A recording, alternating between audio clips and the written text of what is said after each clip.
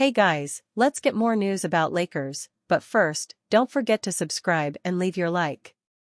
Luka Doncic's first game against Dallas Mavericks illustrates how we all made same mistake opinion.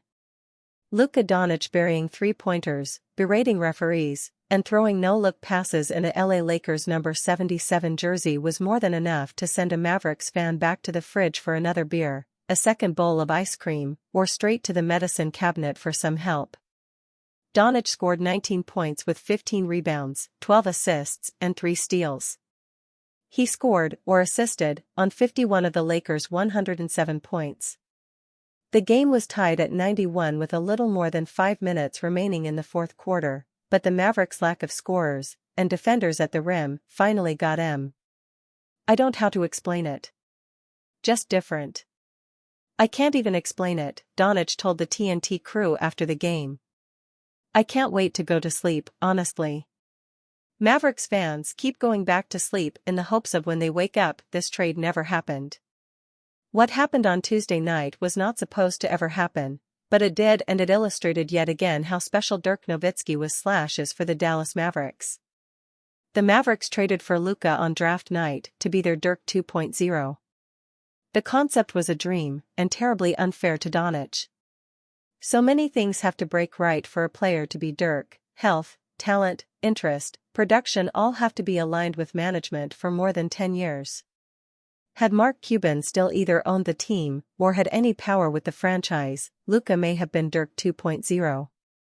Luka did not have Dirk's sense of humor, or a level of humility that endeared him to the world. Luka was more in the mold of the traditional NBA superstar prima donna. He knew he had the keys, and he wanted to drive. Cuban was perfectly okay with that, whereas current GM Nico Harrison and owner Patrick Dumont felt no such loyalties. Dirk made a lot of people forget that not just good, or average, players move on, but so do the very best of whoever played. Kareem Abdul-Jabbar played for 2 teams, the same number as Michael Jordan, Hakeem Olajuwon, Karl Malone, Oscar Robertson, and Chris Mullin. Dwayne Wade played for 3 teams, just like Patrick Ewing, Scottie Pippen, Charles Barkley, while Kevin Durant is on his 4th.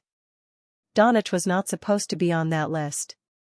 He was supposed to be on the list with Kobe Bryant, Magic Johnson, Larry Bird, John Stockton, Bill Russell, Reggie Miller, Tim Duncan, Jerry West, Isaiah Thomas, and the select few other Hall of Famers who spent their entire careers with one franchise. Luka's number 77 jersey was supposed to one day hang in the rafters at whatever building the Mavericks call home. He was going to be a statue guy. It was only a matter of when he won the Mavericks' second ever NBA MVP award, not to mention the team's second NBA title. Dirk was the first to do this for the Mavericks, and Luka was going to be the second. With Cuban running the team, the Mavs were committed to that plan, and seeing it through. LeBron James' defense gets eye-opening assessment from Lakers' J.J. Redick.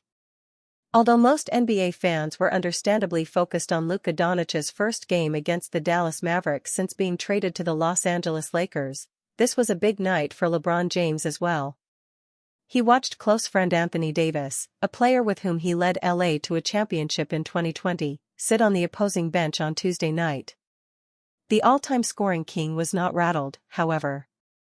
James and Doncic got into a groove, displaying an impressive on-court familiarity with each other after playing just a handful of games as active teammates. The latter recorded an undeniably euphoric triple-double, while the former took over in the fourth quarter to push the Lakers to a 107-99 victory over a shorthanded yet gritty Mavs squad. James totaled 27 points and 12 rebounds in 37 minutes and was a menace in the low post. He made crucial dunks late in the game and played a major role in thwarting a Dallas comeback win. Although the offensive statistics tell a strong story, head coach J.J. Redick wants to spotlight another aspect of James' game that he believes is getting a tad overlooked. This is not the first time the Lakers' HC has banged the table for the 40-year-old's defensive prowess. Earlier in the year, James' plus-minus was abysmal, and his defensive performance appeared to be a key reason why. That is no longer the case. The 4-time Finals MVP is reminding fans that he is a 5-time All-Defensive first-team selection who can devastate opponents on both ends of the floor. James may not attain that specific accolade this season, but his complete effort is propelling Los Angeles up the Western Conference standings. The consensus was that the franchise improved its long-term outlook by acquiring the 25-year-old Luka Doncic, but worsened its immediate championship ambitions by dealing away Anthony Davis. James has prevented that fear from being realized thus far. Since the star big man headed to Dallas, the Lakers are surprisingly the stingiest team in the paint. J.J. Redick pinpointed the main cause for the sustained success in that area. The Mavericks were without their best frontcourt forces, but LA limited three-time MVP Nikola Jokic to only 12 points in Saturday's blowout win against the Denver Nuggets. LeBron James is exemplifying amazing efficiency and intensity on offense and defense right now. It will be difficult for him to keep it up all the way to June, but if he can, the Lakers, 35-21, should be firmly in the championship conversation. Luka Doncic's Kyrie Irving shoutout after Lakers-Mavs game is pure gold. It was surely strange for Los Angeles Lakers star Luka Doncic to square off with the men he shared a locker room with only a month ago, but it was probably especially surreal to come face-to-face with one Dallas Mavericks player in particular on Tuesday night. Doncic and Kyrie Irving were running mates for a relatively short time, approximately 2 years, but they made many memories together, both on and off the court.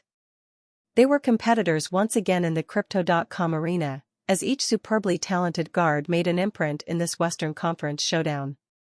Despite shooting just 35.3% from the field, Doncic tallied a triple-double consisting of 19 points, 15 rebounds, and 12 assists. He added 3 steals and 2 blocks, as the Lakers earned the 107-99 home win. Irving stuffed the stat sheet as well, accruing 35 points, 7 boards, 3 steals, and 2 blocks in defeat.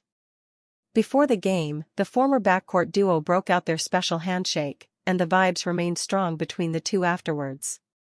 Doncic may hold some hard feelings toward Mavs general manager Nico Harrison, but he shares a deep bond with number 11 and his former teammates. "Kai is my hermano," he told the media, per reporter Grant Afsef. "We go way beyond basketball. It was good to see those guys. We went to wars together, and it was really fun to see them all." Luka Doncic aims to form another successful duo. It is nice to know that Luka Doncic and Kyrie Irving formed a strong relationship that can withstand an abrupt workplace split. Though, from an on-court standpoint, they have the opportunity to still stay uniquely connected. The stellar Slovenian is now paired up with the legendary LeBron James, a man who won a championship with Irving in 2016 on the Cleveland Cavaliers. Doncic hopes to have that in common with his friend by the time the 2025 NBA playoffs conclude. The two superstars displayed a strong rapport versus the Mavericks, giving Lakers fans a taste of what they hope to see in a larger sample size during the next few months. Doncic made multiple effective lob passes to James, who scored a team-high 27 points on 11 of 17 shooting and grabbed 12 rebounds while pushing LA through a hotly contested fourth quarter. They will try to typify impressive chemistry again when the streaking Lakers, 35-21, welcome in the Minnesota Timberwolves, 32-27, on Thursday. Hermanos Doncic and Irving will next face off on April 9, which will mark the former's much-anticipated return to Dallas. Alex House is a sports journalist who covers the NFL, NBA, and MLB for Clutch Points, providing a unique writing voice due to his in-depth knowledge of New York sports. Alex resides in Connecticut after receiving his journalism degree from the University of Rhode Island. And are you a fan? What do you think of Kyrie Irving's statement? Leave your opinion in the comments.